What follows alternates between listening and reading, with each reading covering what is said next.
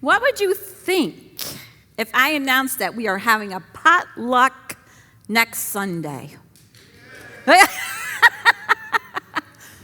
But there's a catch, because there's always a catch when it's in a sermon, right? There's a catch to this. Only one person has to bring the entire meal. I'm talking entree, veggies, bread, drinks, silverware, and dessert. But it is a church potluck, so you need 2 desserts, right? I heard some takers already, but any other takers? Yeah, got a couple. Wow, that shocked me. I would be like, oh no, not the whole meal. But you see, that's not really a potluck. That's not what a potluck is all about. You see, that's a catered event. A potluck works because nobody brings everything. A potluck works because everyone brings something. And just so you know, God doesn't ask any one of us to bring everything. God asks each one of us to bring something. And when we do that, what we bring becomes something larger than ourselves. And that's really the question I have for us today. What becomes possible when we bring our gifts together? We just heard the words from Ecclesiastes. And it gives us this place to begin. It starts off saying, 2 are better than 1. I love that. 2 are better than 1. Because they have a good reward for their toil. But I want you to notice something. Notice what wasn't said. It doesn't say 2 are better than 1 because 1 is weak. And it doesn't say 2 are better than 1 person because the other one isn't talented enough. I'll let you figure out which one that would be. It just simply says 2 are better than 1. There are some things that we can accomplish alone, right? Many of us have throughout our career, but there are other things that become possible only when we work together. And maybe that's something the church needs to rediscover, because somewhere along the way, we began celebrating independence and not interdependence. Think about it. We admire that person who can do everything, don't we? Oh my gosh, look at them go. They can do anything. And we admire the person who always says, don't worry, I've got it. But you see, Scripture says, gives us a very different picture in all this. You see, biblical strength isn't, I don't need anybody. Biblical strength is knowing that God has placed gifts in other people that God has not placed in us. And it's not because any of us are inadequate by any means of that, but it's because we're created to need others. We're created to need what others have to offer. And maybe that's our first aha moment today. Because here's a little secret. God didn't forget to give you all the gifts. The secret is God never intended to do that. Some people can look at a broken toilet and know exactly what to do. I, on the other hand, I can look at a broken toilet and I know who to call, right? Trustees, no. But you get the point there, right? But I have to tell you that even though I can make that call, that's a gift. It's a gift that I know that I can call someone else to do it, because we're not all supposed to know how to do everything. And sometimes we don't even recognize that we even have a gift per se. Because when we hear that word gift in church, we think of like preaching. Oh man, I hope she's not going to ask me. Singing, oh boy. Or even teaching. I don't know how to teach. But you see, God can use so much more than just those areas. The experience you've gained over 40 years in a career may be exactly what is needed now. Maybe something you learned raising a family, serving in the community. How about working with other people, knowing how to work with other people, solving problems, something that seems completely ordinary to you, But maybe it's incredibly valuable when it's placed alongside what someone else brings. So maybe the question isn't, do I have a gift? Maybe the question we should be asking is, what do I have that God can use? Because what comes naturally to you may be the very thing someone else struggles to do. Do you ever think of that?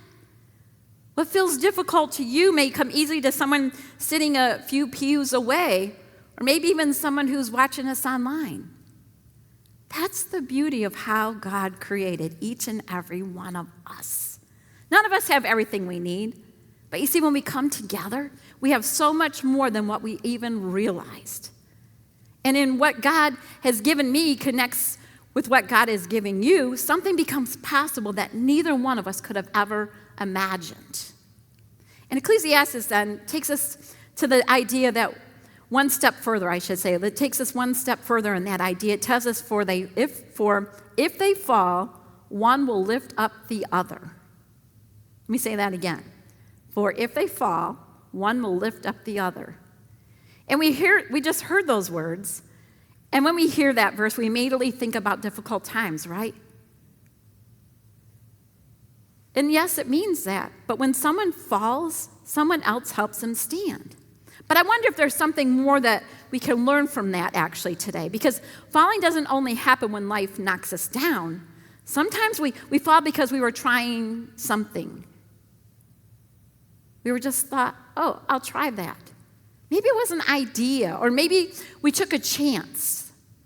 Or maybe we tried something new. And then we find out it didn't work. That wasn't a good idea after all.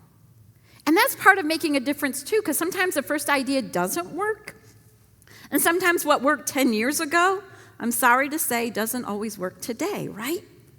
And that's where another person can make all the difference. Someone sees what we couldn't see. Someone brings a perspective we hadn't even considered. Maybe someone even offers the comment, what if we tried it this way instead? And suddenly what looked like failure becomes the beginning of something better, something that can thrive, something beautiful. And that's another reason God gives us one another, not simply to pick up when we're hurting, but to help see beyond the limits of our own perspective. Because when I'm working by myself, honestly, I can only see what I can see, right? I can only see that far. But then when one of you come alongside me, you see something different. You may notice an opportunity that I completely missed. You may ask a question that I never even thought to ask someone. Or you may even have the piece that turns a good idea into something so much bigger. That's what happens when gifts begin to meet. They don't simply just add to one another. Sometimes they multiply what becomes possible. Think about this church, for instance, the history of this church. How many things happened here in the growth of this church? Because one person did it everything from beginning to end. Can you think of that? Can you think of that one person? There's probably maybe one in the history somewhere, but there's very few. And most of what happens because one person's idea connects with someone else's gifts. That's how things grow. That's how buildings happen. That's how church growth happens. That's the kind of community Ecclesiastes is describing to us. Not a church where one person is expected to bring the entire meal, but thank you, though, for those that offered. I appreciate that. But really, a church where everyone understands that we each have something to bring. We each have a gift to bring to the community here. And when we start beginning to recognize what God's placed into one another, we discover things.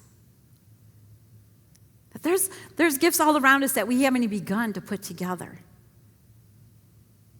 And that brings me to the final image Ecclesiastes gives us. A threefold cord is not quickly broken. It's talking about strength. Because when we're given a cord and one strand, yeah, it can be helpful. They can work on some projects. But you see, when you take the strands and you weave them together, something starts to change. The individual strands, though, they don't disappear. They don't lose their purpose.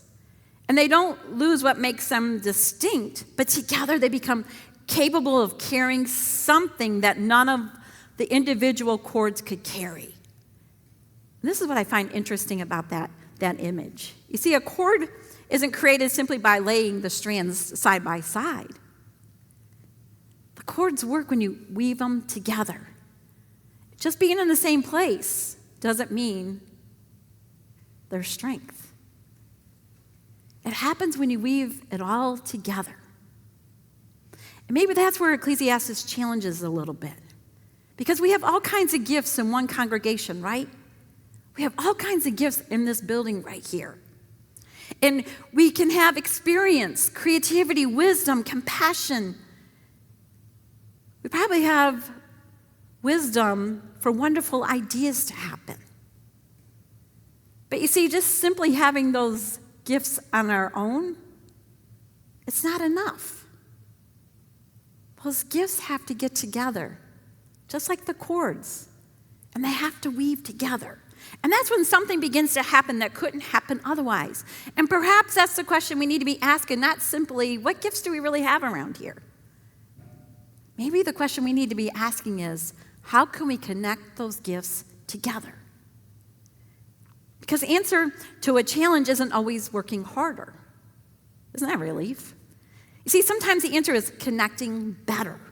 And perhaps that's one of the gifts of the church that we sometimes overlook. Like realizing that the person who sees things differently from me really may not be standing in my way. They maybe don't have that vicious thing in their mind that we're going to destroy what you have to go. Maybe, just maybe, they may actually have a piece that I'm missing. And their question may cause me to think again. Their experience may open a possibility that I never considered. And suddenly, we're not just dividing up the work, we're creating something together that didn't exist before. Think about that. Because when we talk about working together, we often think about taking a big job, and what do we do with it? We divide it, right? You take that section, you take that, and then you guys take this over here, and I'll pick up the rest of it. And sometimes, I'll agree, yes, sometimes that's what we need, especially on some big projects. But what I think really that we're supposed to get from this Ecclesiastes is pointing us towards something bigger. And that's, what if working together doesn't just help accomplish more? What if it helps us imagine more? Because when your perspective meets mine, you may see a possibility that no one else ever saw. And when someone else joins the conversation, the idea begins to grow, right? And that's how something new begins. Not just because one person walked into the room with this perfect plan. Wow, that sounded great. It's because people were willing to bring what they had and then allowing their gifts and ideas to become part of something bigger, stronger. You see, that's what change makers do. They don't simply ask, what can I do? They begin to ask, what could we create together? What could we create that none of us has ever imagined of doing alone? And to me, I think that's an exciting question that we need to start asking ourselves. Because I wonder how much potential is already sitting here, already joining us. How many gifts have we not even discovered yet amongst all of you? How many gifts haven't connected together?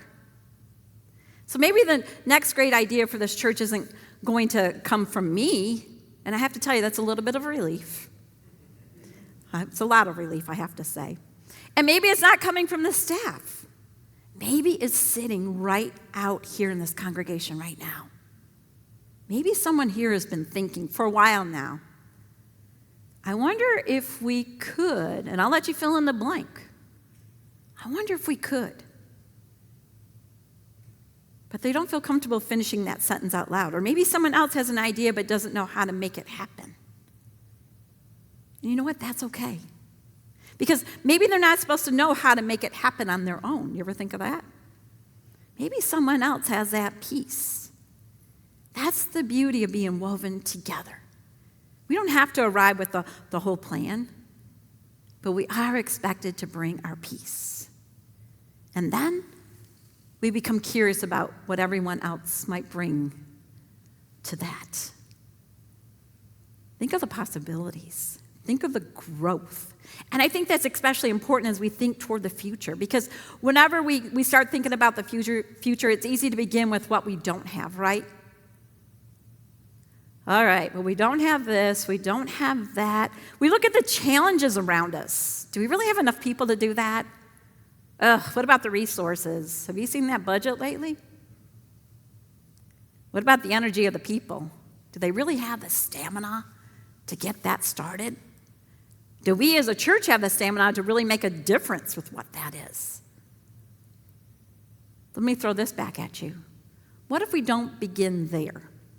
What if we begin with a different question?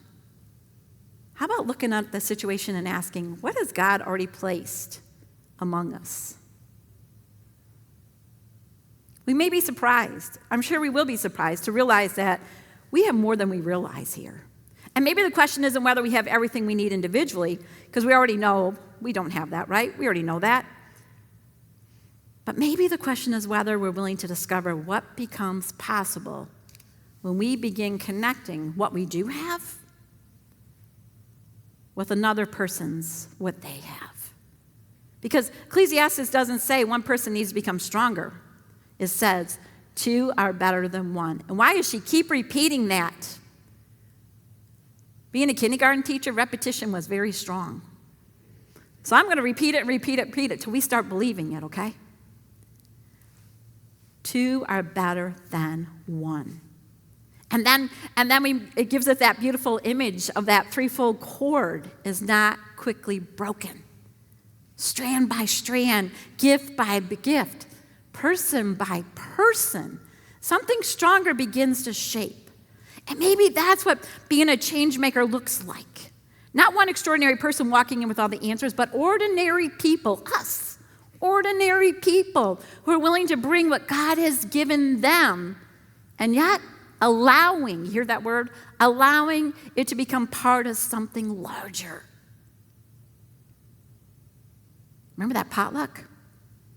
Nobody has to bring the whole meal. We all need to bring something. And maybe that's another invitation for us today. Not what am I capable of doing by myself, but what do I have to bring to the church? And then perhaps we can even move on to the next question.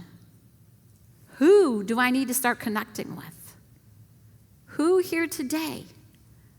Who's not here today that I need to start reaching out to? Who do I need to start connecting with? Because the answer to the challenges before us may not be that any one of us needs to work harder. I love that. But maybe we need to see each other differently. Think of that. Maybe we need to start looking at each other differently. Maybe we need to become more curious about the gift around us. And maybe we need to listen for the idea we haven't heard yet. And maybe with all of that, we need to make room for someone who hasn't found their place yet. We need to stop asking, can we really do this? And we need to start asking, praying, what could we do together? And I admit, as I said before, I don't have those answers. Because if one person had all the answers, what fun would that be, right? How could we weave it any stronger? But I do believe this. God has already placed gifts among us. Gifts that we have not discovered amongst ourselves. And think how much better, how much stronger it will be to discover those and to discover what others have just discovered. Because there are possibilities that we've never imagined. There's ministry that hasn't begun. There's missions we haven't touched yet. And perhaps some of it's just simply waiting for one of us, just one of us, to start the conversation. Have I something I can bring? And then it's going to take another one of us to join in and say, hey, I think I got something. And then another one asks, what if we put everything together that we have before us? And then something new begins. And that's when individual gifts begin to create shared ministry. That's when big things start to happen. That's when possibilities start making a difference beyond these walls. That's what change makers do. So I invite you to start praying, start digging, and start bringing what God is giving you. Then I'm going to challenge you to start looking around. Start checking out what's going on the other side over here. Start checking out who's with us online here, because someone else is bringing something too. And when those gifts meet, those ideas start to connect, we discover that God has already given us far more than what we've realized. Why? Because two are better than one. And together, we may be capable of making a difference greater than any of us has ever imagined here in this community, here within this congregation. Amen. Amen.